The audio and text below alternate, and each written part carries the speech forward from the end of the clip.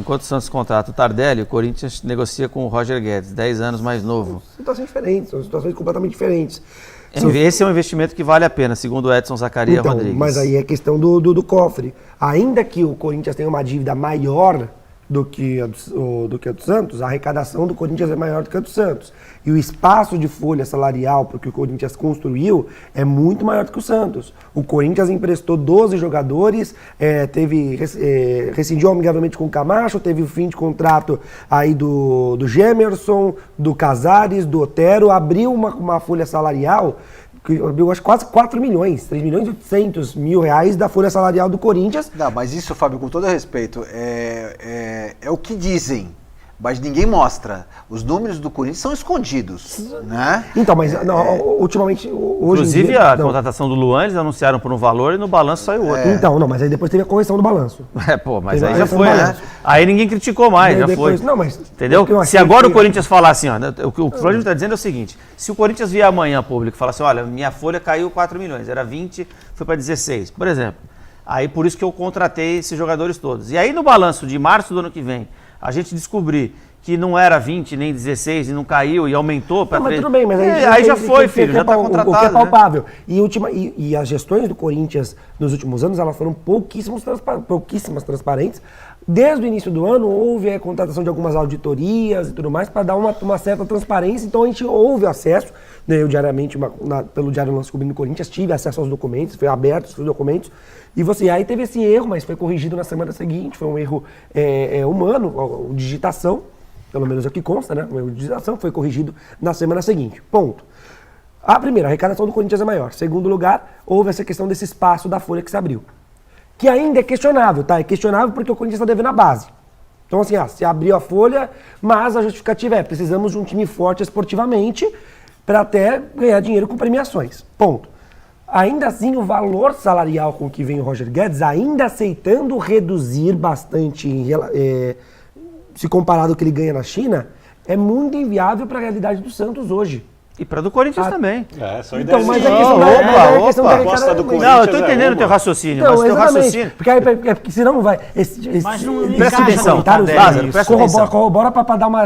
Parece que o cara está defendendo o Corinthians e não está defendendo o Santos. Não, mas presta atenção. O Santos tinha uma folha 3, 4 milhões maior que essa também. Ele se livrou dos jogadores. Só que mesmo com a folha que tem hoje, vai precisar de 70 milhões para fechar o ano. Então, o Corinthians, ele está usando um jogo de números para dizer que pode contratar. Na verdade, pode coisa nenhuma. Os caras chegaram na 12ª colocação... Tá devendo a base. Eles chegaram na 12ª colocação e falaram, opa, com o Silvinho e esse time, eu vou cair. Então eu vou gastar, eu não tenho como fazer, eu vou gastar. E gastou. Não, e não é só de cair, não só por cair, Léo. O Santos, a mesma coisa. O Tardelli já foi analisado pelo pessoal da análise de desempenho e foi negado. Por que ele está agora voltando? Por que agora ele assinou? Porque o treinador bancou. Não, porque o time estava em 12º, e o treinador bancou. O treinador bancou nada. Os jogadores também não o Santos saiu desesperado no mercado para contratar jogador. O treinador bancou, o Fernando Diniz ou a gente vai achar que agora... Se o treinador não bancasse, não estaria ali.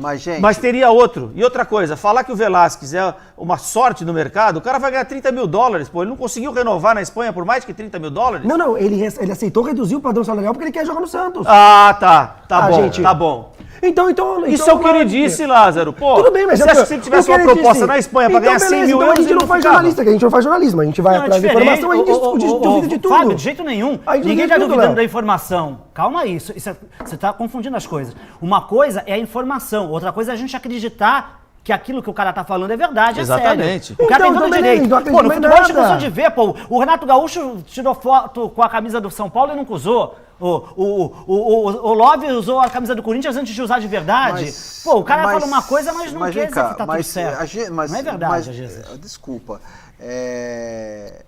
Algumas coisas chegam aos jornalistas, inclusive foi citado muito na negociação, quando se falava do salário do Luan Pérez. Né? Não, o salário é uma coisa, direito de imagens é outra, e aí vai somando isso, aí vai dar um bolo. Né? Eu não acredito que esse jogador, o Velasquez venha por 30 mil dólares, eu não acredito que seja esse o valor bruto que ele vai receber, não acredito nisso.